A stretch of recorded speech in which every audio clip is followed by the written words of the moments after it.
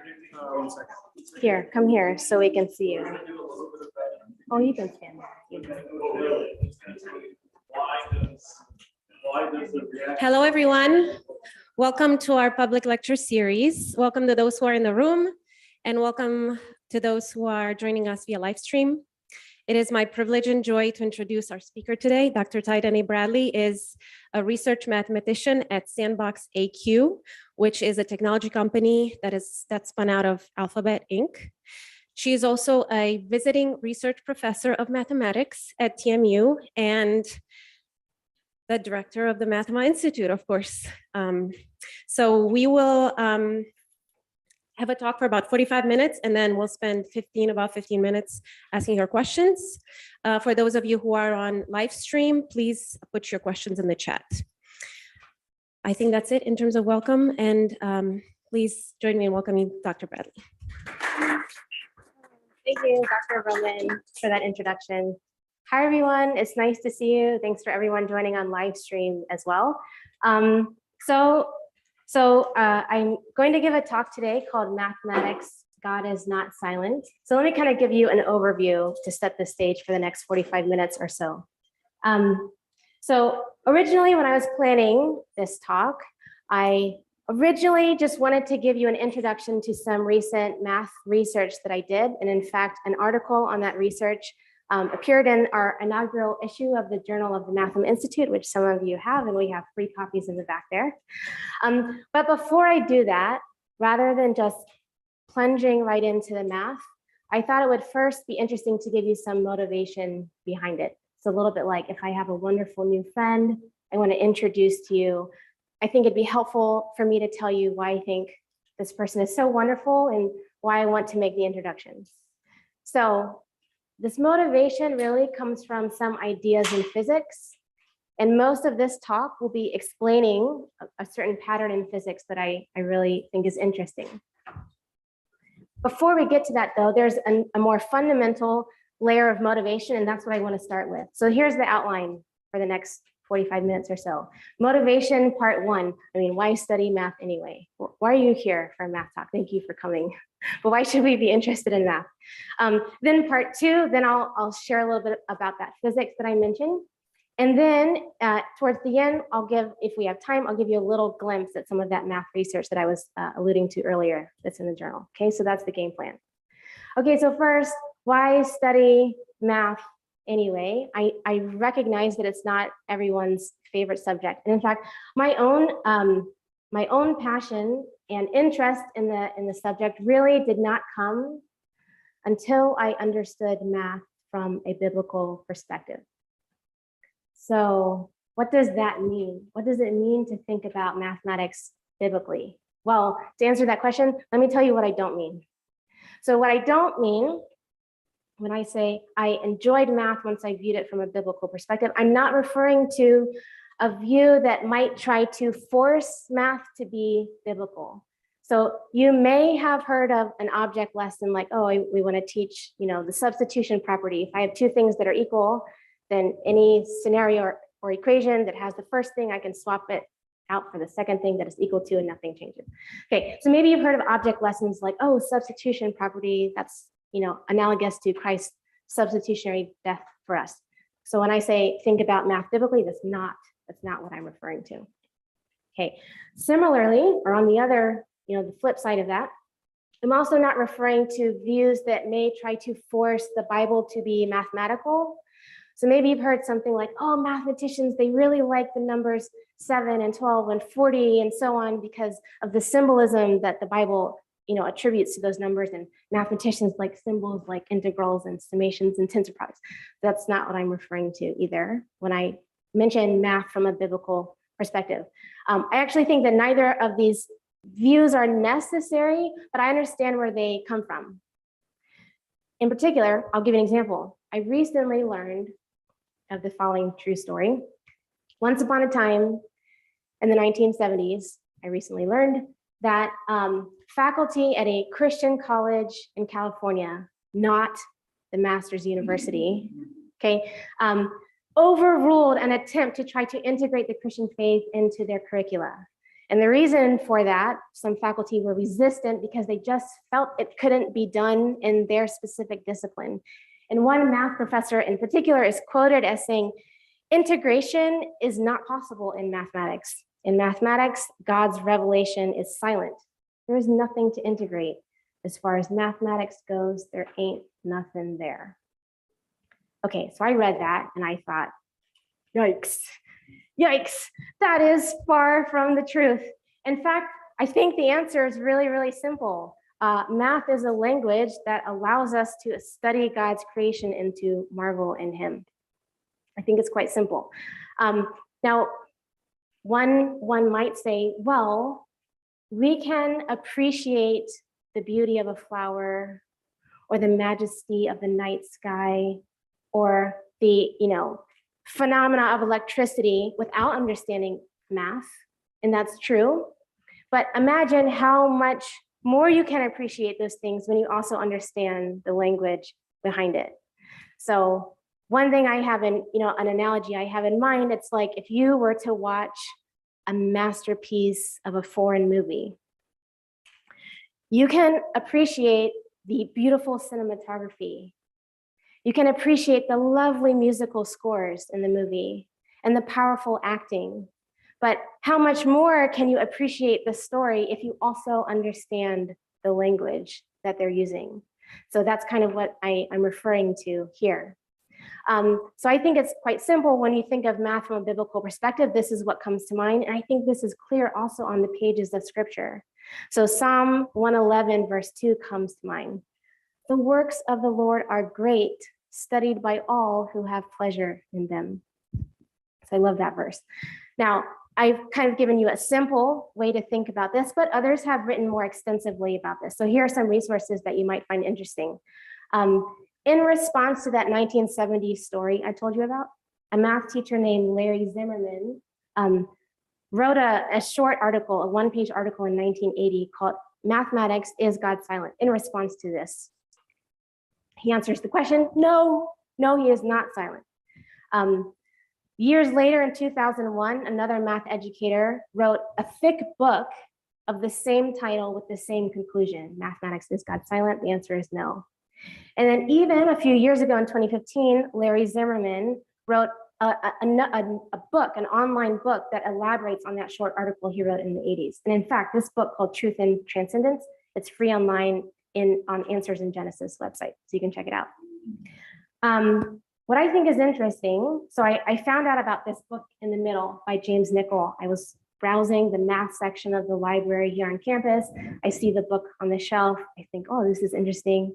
And I started reading it, and one quote or sentence really stood out to me. And I think James Nichol does a very good job in this quote, I'll show you, and showing the significance of thinking about mathematics and indeed all things properly through the lens of scripture. So when you view things properly through the lens of scripture, Nichol writes, then and only then will we be able to see the wonderful and marvelous facts of creation as God intended them, that everywhere and in every fact, we see his signposted saying, it is mine. So I love that perspective. And in fact, this idea holds not just for school level math, not just for college level math, but also for graduate level mathematics and research level mathematics. So this reminds me of another book written by a scholar named Andreas Kostenberger. He wrote a book called Excellence, which sort of answers the question, what does it mean to pursue excellence in a scholarly vocation like a researcher as a Christian? Now, in this book, with an eye towards 1 Peter chapter 1, in this book, Kostenberger, the author, anticipates that the phrase believing scholarship could be an oxymoron to some. You might think, what? You can't be a scholar and a Christian. Some people might say this. And I really like what Kostenberger says in reply to this. So let me read you, I would like to read you a little quote from him because I love it. I think it's great. So Kostenberger writes in the book Excellence, as Christian scholars who have been set apart by God and who pursue holiness, we should go about our scholarship, research, writing, and teaching in conscious dependence on God, and expect the Holy Spirit to guide us in the process. We should not surmise that God is merely tolerating our academic work so that we have to engage in it behind his back, as it were. And then he goes on to say, rather, we should have every expectation that God wants to and will be actively involved in our research, even delighting in it and guiding us every step of the way. As we look to him in faith as his dear children, whom he set apart for this very purpose, he will lead us into excellence for the sake of his glory and as a testimony to his grace. I love this quote. Now, this book was really targeted at theological scholars or seminarians, but I think that that last sentence speaks more broadly to any research endeavor and really any vocation in life that's for the sake of his glory. So that's sort of in a nutshell what I mean by what I would like to convey in this talk. So this kind of explains my passion and my interest for this subject. It's because I know that the works of the Lord are great, and so therefore I study them and I enjoy it. And this is kind of the foundation for that. And so that's how I think of mathematics from a biblical perspective. All right, so this is sort of motivation level 1.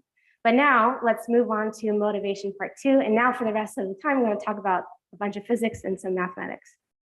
Okay, so there is what I think is a curious theme or pattern that appears in physics, and I want to show it to you. And then later, I'll tell you how it ties into this little bit of research that I've done that's sitting on the table in front of you. Okay, what's physics? Physics is, well, the study of how things work. It's the study of how the universe works, the natural world, if you want to understand matter, energy, motion, and forces. The area of discipline you're interested in is physics. Now, it's very interesting and quite remarkable, I think, that physicists have identified what are really 4 fundamental forces, they're called. So if you want to describe anything in nature, you essentially boils down to one of 4 forces. It doesn't matter what they are, but those forces really operate in 2 regimes. There's the physics of the very large and the physics of the very small. By very large, that force is called the gravitational force, right? So if you think about suns and planets and stars, gravity, why am I not floating off the floor? Okay, that's gravitational force. This is like physics at a large scale. You can also zoom in, and there's what you may have heard, the standard model or particle physics. If you want to understand physics at a tiny level, that's another kind of mathematics behind that. Rather than the math that's used to understand gravity, there's another kind of math, quantum field theories. This is the regime where quantum physics operates. I think what's interesting is that in these 2 regimes, very large and very small, there is mathematics to describe those laws. If you want to understand something about gravity, you should learn about Einstein's theory of general relativity. If you want to understand something about the small world, you should understand something about quantum physics. Now, the mathematics that describes those 2 things is not really compatible. They don't fit well together. Okay, so they're separate. I think what's very interesting, though, that I would like to show you a theme or a pattern that appears in both the physics of the very large and the physics of the very small, even though these 2 regimes don't really work well together. The pattern, I guess it's really more of like an equation, but I don't want to show you any math yet. So I'm going to describe it in English on the next slide. Now, when I show you this on the next slide, it's not going to make sense. So for the rest of the talk, we will figure out what it means, okay? So here's a pattern or theme, which I think is very interesting, in which you can observe at both the very large regime and the very small regime. Here it is. Okay, ready? It's not going to make sense. It's okay. Okay, there's a theme. If I can try to describe it in English, the theme is that information is on the boundary. What? Okay, so there's several things to figure out here first. First of all, what boundary, what? Of what? What's that mean? And then also, what do you mean by information? And then also, what do you mean by it's on the boundary? Yes, good questions. So now let's answer them. Good. Okay, let's talk about boundary first. What's a boundary? Let me make it simple. I will ask you this question instead. Think about shapes. What is the boundary of a shape? So here's a triangle, and I would like you to tell me, what is the boundary of this triangle? What's the boundary? It's like the stuff on the edge, the perimeter, all of the points on the periphery. So can someone tell me what is the boundary of this triangle?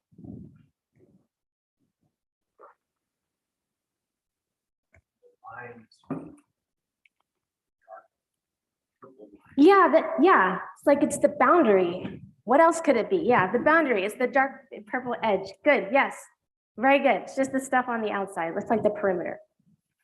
Okay, so now maybe I will ask you a slightly more challenging question. You told me what the boundary of a triangle is. Now I'm going to give you a line segment. I'm going to ask you the same question. What is the boundary of a line segment?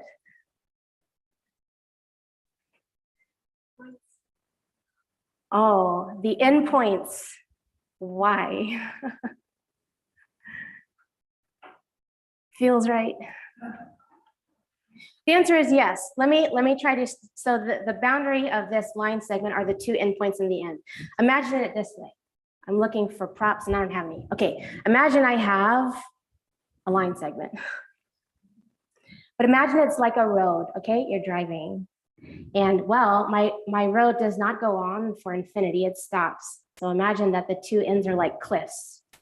So how many places can I fall off the edge? Two, yeah, the endpoints. Okay, good. So the boundary of a line segment are its two endpoints. There they are. So now let me ask another question. Here is a three-dimensional shape.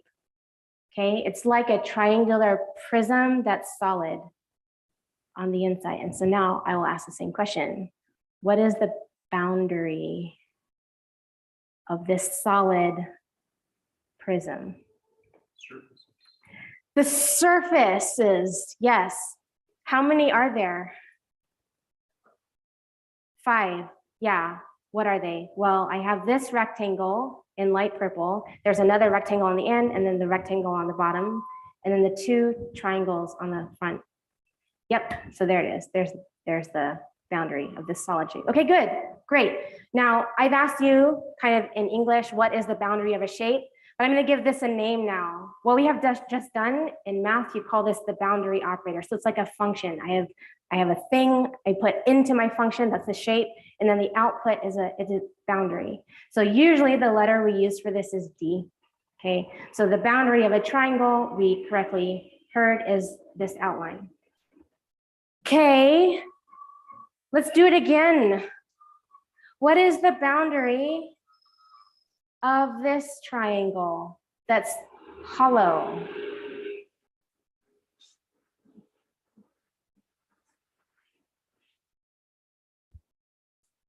Okay, I'm gonna get out some props to see if I can, maybe we don't need them. Any guesses on what the boundary of that empty triangle is? Okay, is it the vertices? That's a good thought because we had a line segment and triangles are made of lines, and there we saw that the boundary involved points or vertices. But here I've glued line segments together, okay? So imagine, here are my two line segments, their boundaries are on the endpoints. So these are like two roads, and I can fall off a cliff here and here and here and here.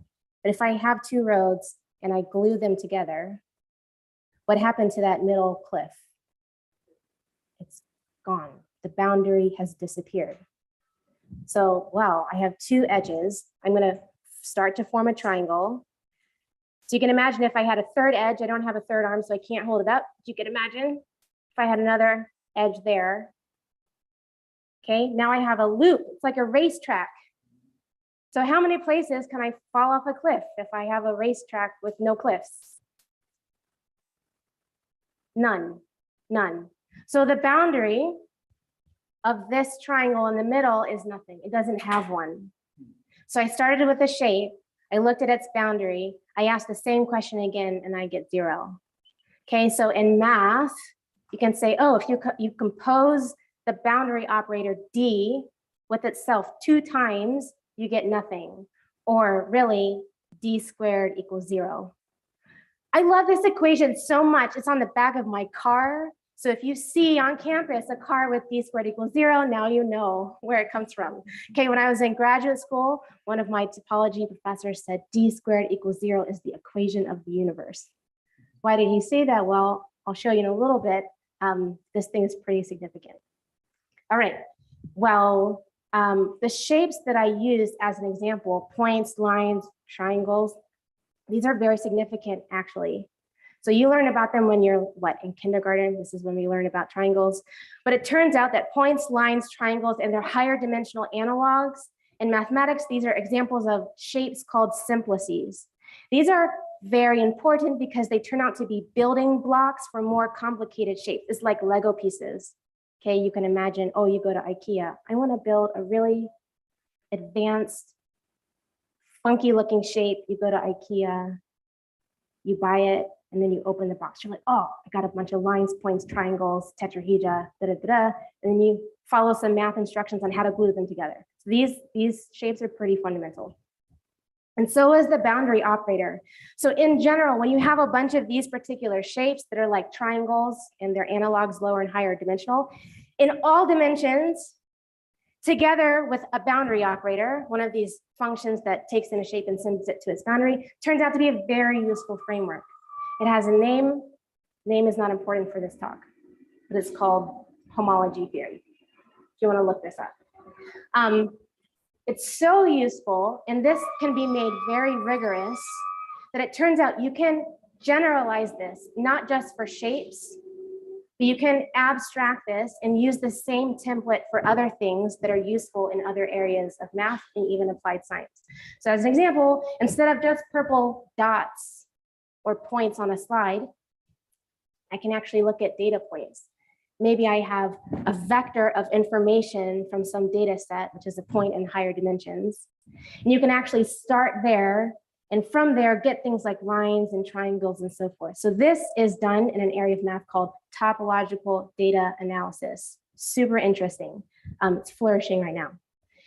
You can also be more exotic than that. You can completely swap out shapes and pictures for something more abstract called differential forms. What is that? It doesn't matter.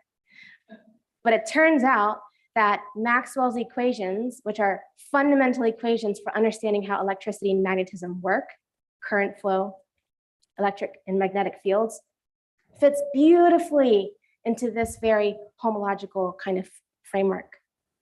But you can be even more exotic than that.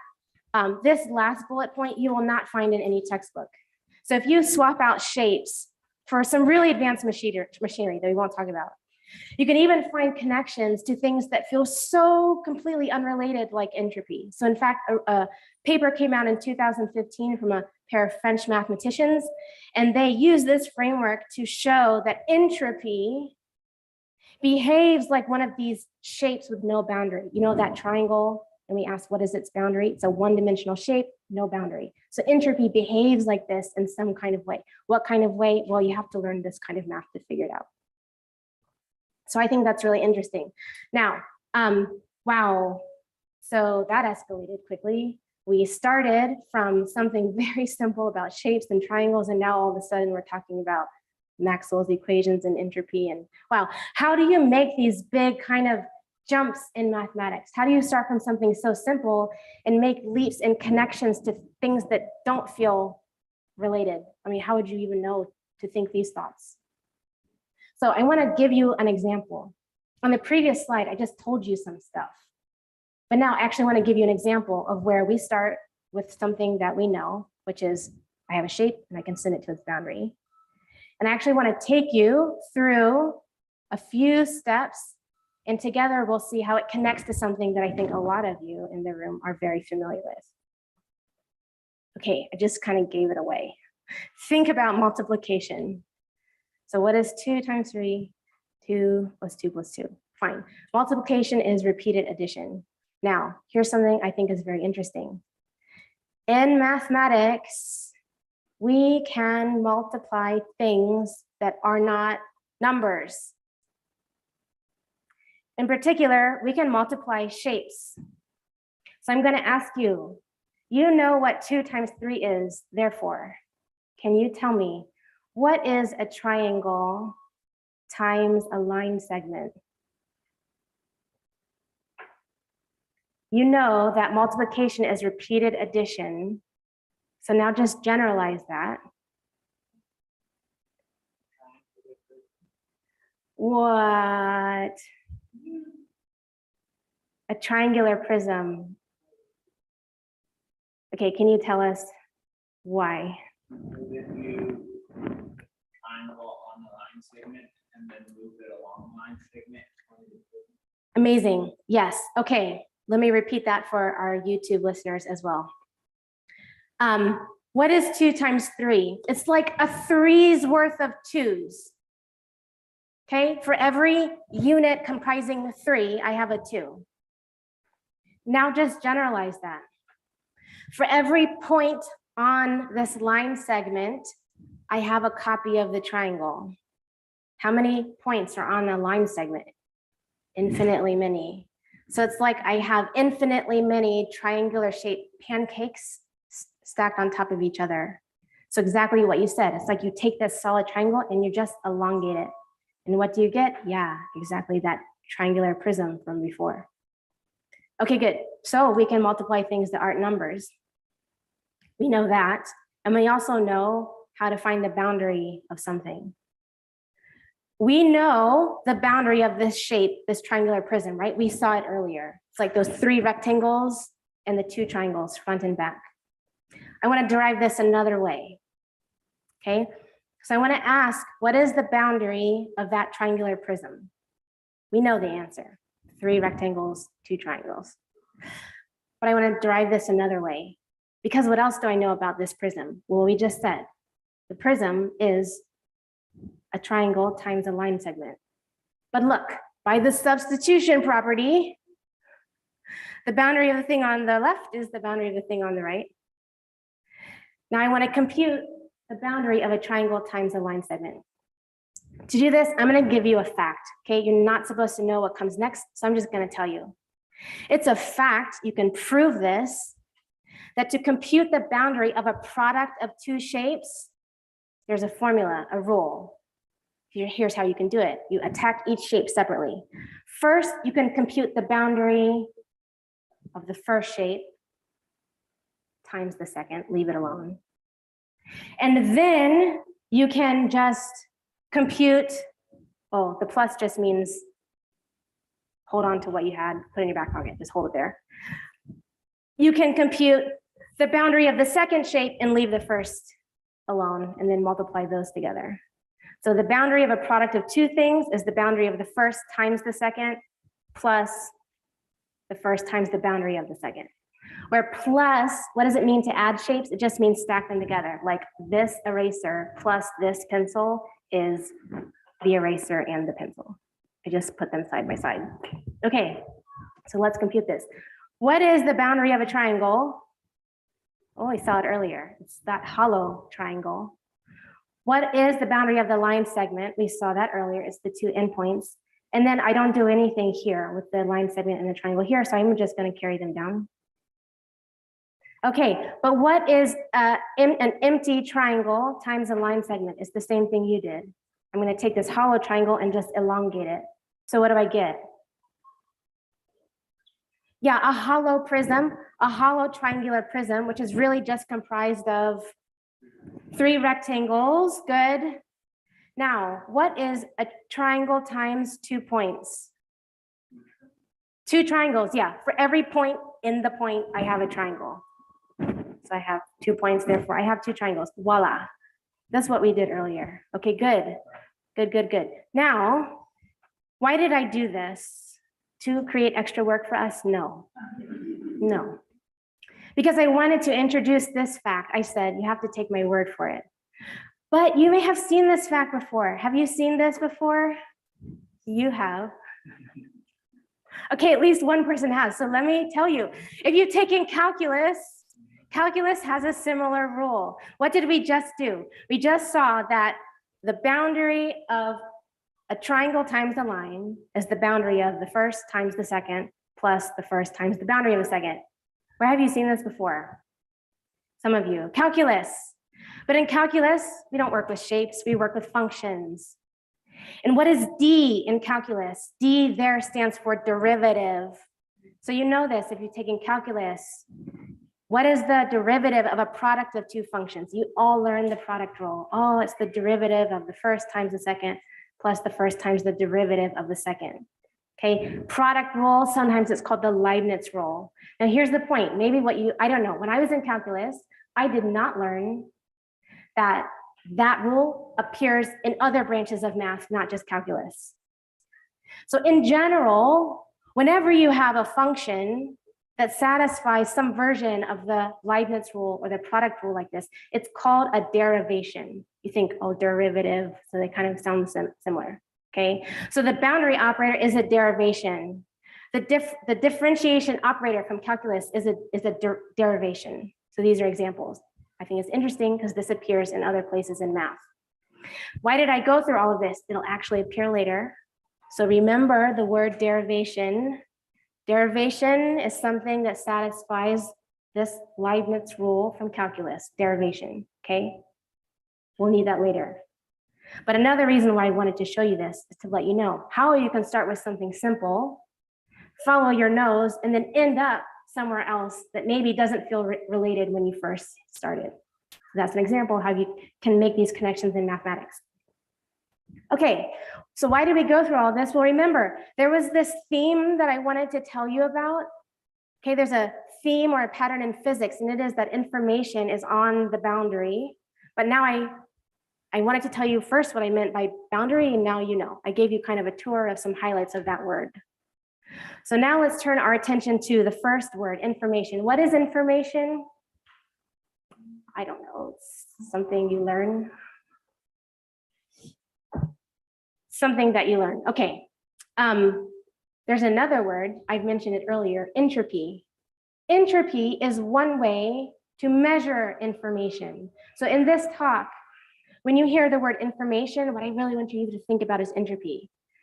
Now, I think, where do we most hear the word entropy? Well, it's in the second law of thermodynamics. You know, entropy never decreases. This is why you have a cup of coffee, you know this story. You pour the cream into it, it all mixes together. You can never hope to separate out the cream from the coffee. You can't unbake your batter of cake.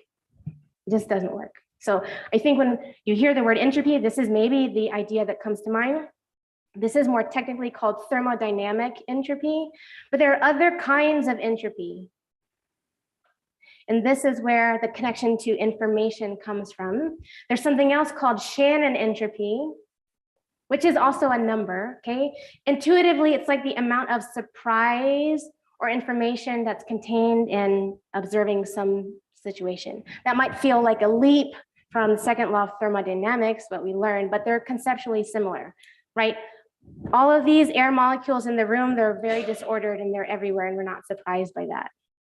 Okay, but if all of the air molecules suddenly collected into that corner, before we stop breathing, we'd be like, whoa, that is surprising. So entropy is like, they're conceptually similar. Now, there are other kinds of entropy too, and we'll see examples soon. But in this talk, when we hear the word entropy, this is what I want us to think about. So fine, what is this? Sorry, when we hear the word information, I want you to think about entropy. Okay, what does this have to do with anything? Remember the theme. Information or entropy is on the boundary. This is a pattern that appears in physics at both the large and small scales. And now I want to tell you exactly what I mean. I'm going to give you two examples and then it'll clarify this sentence that feels a little bit murky. So now I have to tell you some physics at the very large and the very small. So to start, I want to tell you something about quantum physics. Okay, I'm going to use the phrase quantum many-body system. It's just a bunch of quantum particles. There's many of them, so you say it's a quantum many-body system.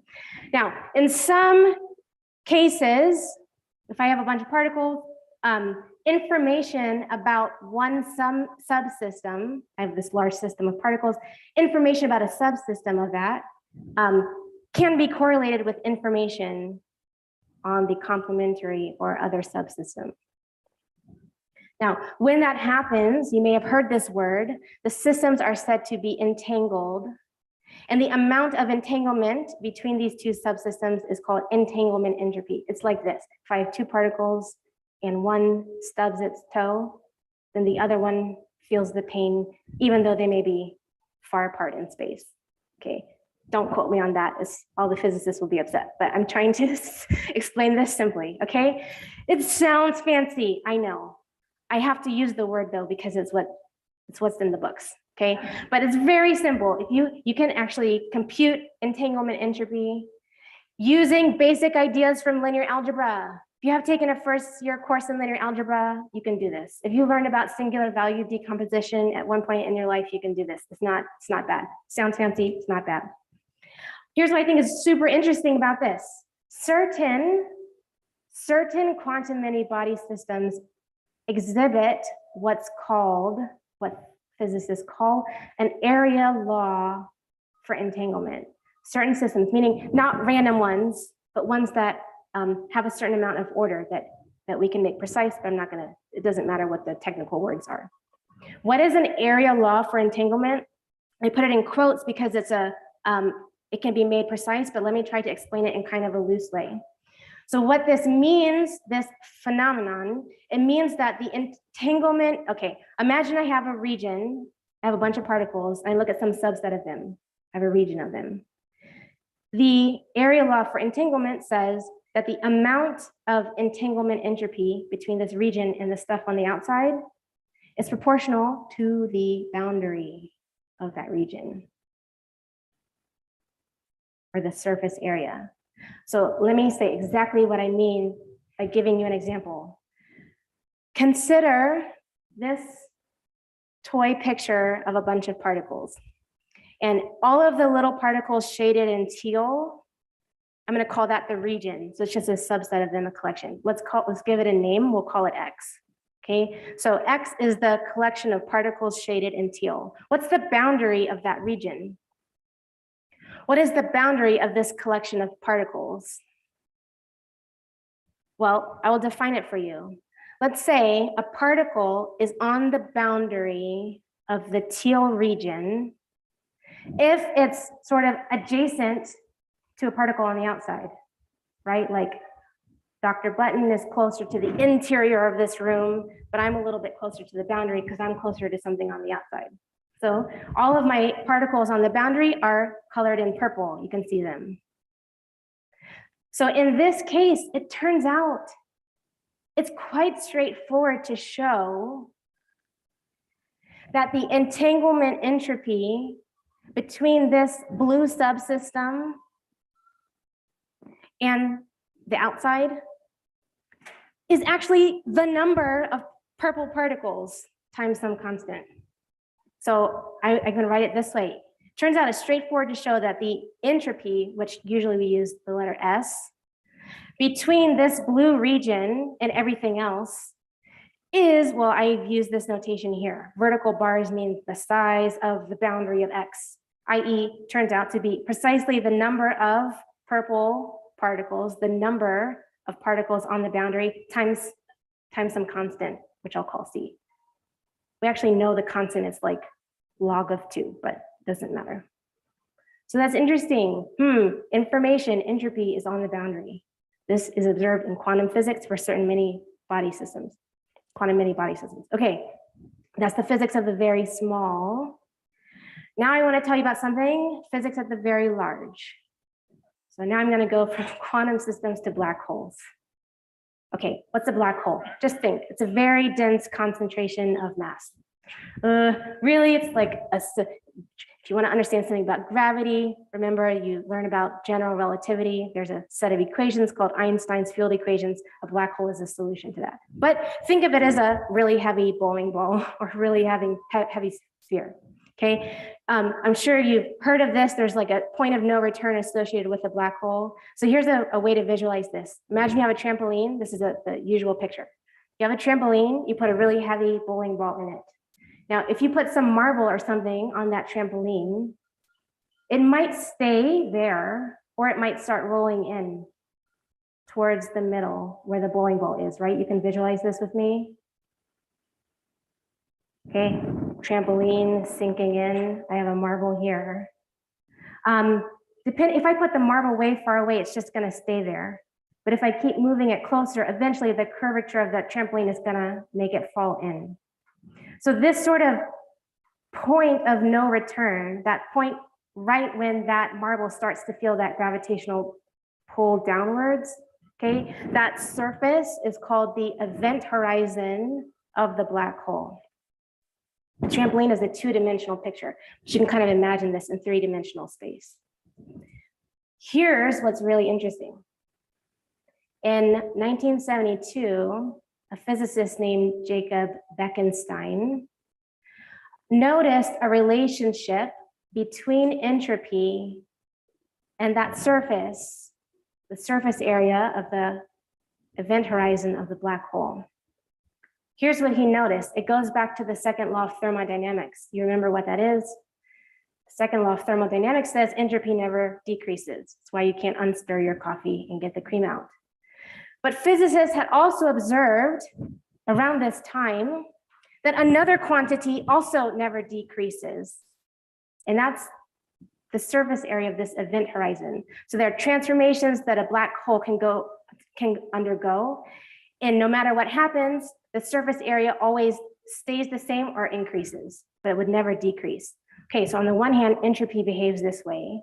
And then Bekenstein observed, wait a second, surface areas of event horizons also behave this way. They both never decrease, they stay the same or increase. So that prompted him to conjecture that black holes have entropy, and moreover, it's proportional to the surface area of their event horizon. So he conjectured this in 72, and 2 years later, Stephen Hawking wrote down the formula for it. He said, yes, you're right. Black holes do have an entropy. And in fact, there's an equation, you can write it down. It's basically the surface area of the event horizon times some number. Well, okay, I'm suggestively using boundary of the event horizon, which I'll call B, and I'm going to use these vertical bars to denote the size of that, because I want to make a connection to the previous slide. But the concept is that the surface area of the event horizon of the black hole, yeah, it's proportional to entropy, and it's proportional up to some number, which we know exactly, but I'm just going to call it C. Okay, so I think you see where I'm going now. When I started by saying there's a theme, information is on the boundary, what I really mean is this formula. In these cases, the first two, black hole entropy and entanglement entropy, you've seen this equation appear, right? Entropy is like some number times the size of the boundary of something. But actually, there's a third place we saw this earlier in this talk, and I went over it really quickly. But remember when we spoke about points and lines and triangles and the boundary operator between them, and I said you can swap out shapes for more exotic things. One of those exotic things, I remember I said in that framework, entropy is like a one-dimensional shape with no boundary. Turns out that that happens precisely when entropy fits into an equation just like this. So how do I know that? Because you have to think about the math. But I'm putting this up here to show, wow, even though the physics of the very large and the very small don't really have much to say to one another, here is the same concept appearing in both regimes, and even in some math that seems to have nothing relating, no connection whatsoever. I think that's interesting. And that's all I have to say about that. You now know as much as I know about this. Okay, good. So now what I want to do in the time that remains, now I want to tell you about that little bit of research in the Journal of the Mathematical Institute that I spoke about. I think one question that I really like to answer is, what does it mean to discover new math? What do you mean math research? Math is what it is. What are you talking about, new stuff? Well, now I'm going to give you an example. Independent of everything that we just said, okay? Totally not related. In 2011, one mathematician observed that Shannon entropy, remember the entropy that is like a measure of information? He observed, it has a formula. He observed that that formula fits into an equation that looks really similar to the Leibniz rule from calculus. You remember the Leibniz rule, okay, the product rule. I'm not gonna, it's not exactly that, but it looks really similar. Kind of if you squint at it, you're like, oh yeah, I can see how those can be related. Okay, the equation itself was known since the late 1950s, but because it didn't look exactly like a derivation, no one really noticed it. It kind of was swept under the radar, except for this mathematician noticed it in 2011. He wrote a blog post where he kind of wondered this out loud. I mean, here's the link, you can go read it, it's online right now. So he wondered, oh, is entropy really a derivation? Remember, a derivation is one of these functions that satisfies the Leibniz rule. He said, is it? It looks like it, but is it? And if so, of what? A derivation of what? Shapes with respect to multiplication, functions with respect to multiplication, what? Something else, what is that? Okay, I read that blog post in 2017, and I found something small, but I think it's interesting. So in the remaining minutes, let me give you a sneak peek. Remember what Shannon entropy is? It's the amount of surprise in some observation. So more formally, it's just a number. And it's a number that you can get from a list of probabilities like this. Imagine I flip a coin. There's a 50-50 chance it lands on heads or tails, right? What if my coin has both heads and heads? It lands on heads. How surprised am I? Not at all. Turns out the entropy of that scenario is 0. But if I have a coin with heads and tails, I don't know which one it's going to land on. There's a formula for entropy, doesn't matter what it is, but you get a number, log of 2. Plug in 1/2 into this formula, you get log of 2. That's positive, which corresponds to the fact that I am surprised. Whoa, it landed on tails, great. Okay, more generally, any list of probability distributions, doesn't have to be just 2 things, but any, has a Shannon entropy associated to it following a similar formula. Here's what I think is very nice. Turns out, lists of probabilities can be viewed as shapes. For example, the probability of one event that's guaranteed to happen is a number that must be 1. So what is 1? 1 is a point on the number line. Fine. A point is not a very interesting shape, but it's still a point. Let's move on. What about, I have a list of 2 probabilities. Say it doesn't matter what they are. It's 2 non-negative numbers that add up to 1. So I can write that as x plus y equals 1. But using a little algebra, I can rearrange this equation and plot that equation, and I get a line segment. So list of 2 probabilities, the collection of all of them is just a line segment. Okay, going a step further, if I look at list of 3 probabilities, I have 3 non-negative numbers that add up to 1. So I can write this as x plus y plus z equals 1. I can rearrange that. Turns out if I plot those points, I get a triangle. Okay, points, lines, triangles. Does this sound familiar? Good. So it turns out that Shannon entropy knows about every list of probabilities in every simplex. Remember, these shapes are called simplices in every possible dimension. So Shannon entropy is inherently connected to these special shapes. Now, we saw how to multiply these shapes together.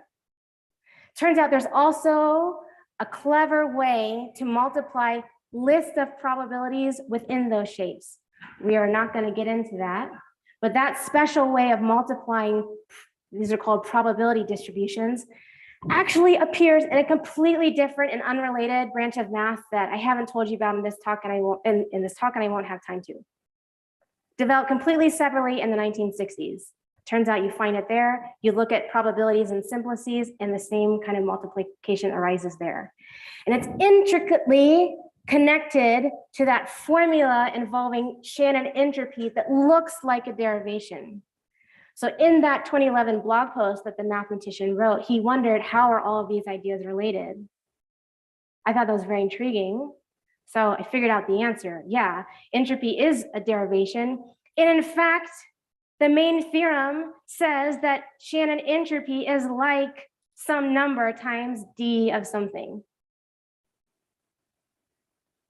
Okay, I think that's very interesting. But what do I mean? Like, it's like, what is that theorem? What is the something and what's the d? Yeah, now you have to read the paper because I tell the full story there. The full story is there. I think this is really intriguing because it kind of has that same flavor, that same theme of information being on the boundary. So then the next question is, okay, good. Does this relate to physics then? And the answer is, I don't know. To be continued. I don't know the answer. I think it's very intriguing. What I do know is that the works of the Lord are great, and therefore I really enjoy studying them.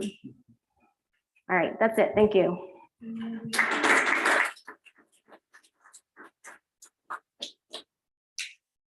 I think we have some time for questions.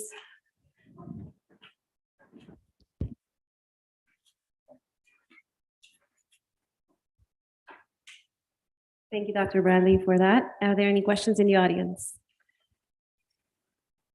Dr. Kim. I'm confused as to how you can have something but not have a boundary. You like, you know, the triangle. Yeah. Something's there. So is it fully spanning everything, or like, what does it mean to not have a boundary? I'm still. Yeah, so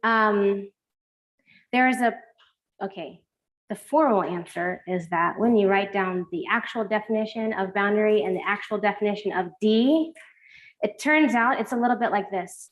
The endpoints, you actually assign them numbers like left and right or +1 and -1, like charges. So this is plus minus, this is plus minus.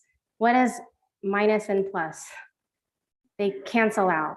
So if I also do the same assignment on these edges, and I have another edge with also that plus and minus, they all cancel out.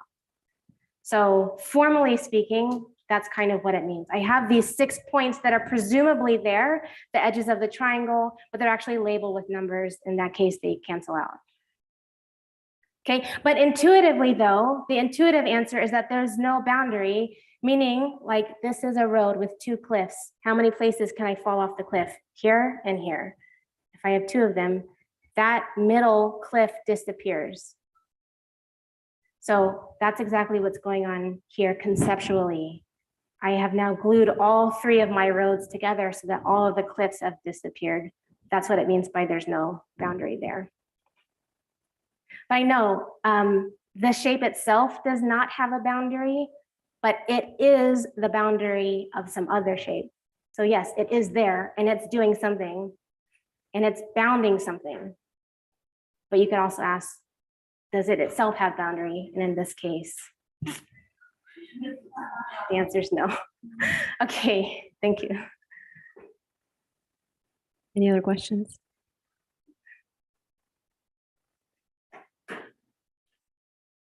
So I don't know if this is something you can answer simply, but why is the D squared? Oh yeah, why is the D squared? Sorry, I should repeat the question for YouTube listeners. So why is the D squared? It's because it appears twice here. So actually, if I can I write on this board? I don't know if people on YouTube can see it, but if I write D, if I apply it twice, we usually write the circle composition. But shorthand, it's shorthand. Sometimes you're like, oh, this is too much ink. How can I be more efficient? This is like just notation for this concept, yeah. So that's what the squared means, not multiplying, but actually composition. Composition applied twice in a row. So the twice is here, yeah, just notation. Thank you for that, yeah. Any other questions? I'll second one. Sure, yeah. You described your own observation as small, but I can't remember what the second word was. Why do you think it's small? Do you know yet whether it's small? Oh. Do you know the scope of what you've observed is in fact smaller, or is it perhaps larger than you appreciate right away? Yeah, that's a great question. So let me repeat it. So the question is, I commented that my research, my math result is small. And maybe I said it was something else. I don't actually remember what else I said.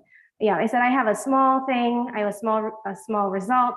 You know, you can read about it in the institute. The question is, do I really know that it's small? Why did I say that it's small? The math, the reason I said I kind of downplayed it is because the math is so simple. It's incredibly simple. So simple that sometimes I'm kind of a little bit embarrassed when I give talks about it because I'm like, you didn't need anything fancy to come up with this. So sometimes I feel people like fancy stuff, you know, and I'm like, oh, I have this small thing. It really involves arithmetic, I think. It's not true.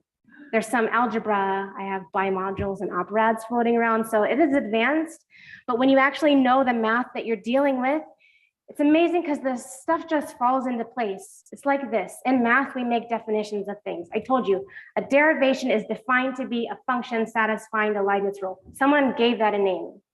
So in my research, I made some observations and I said, oh, this needs to be a definition. You need a concept, like a derivation of these simplices. What does that mean? No one had written it down before. So I was like, I'll do it.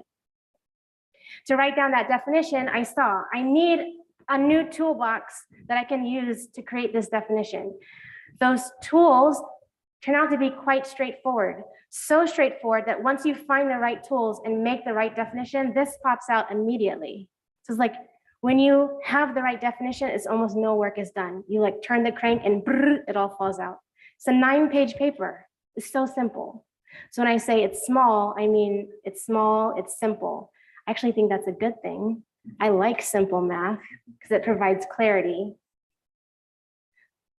Another reason why I said it's small though, is even though it smells like it's connected to something else, I don't know what that connection is yet.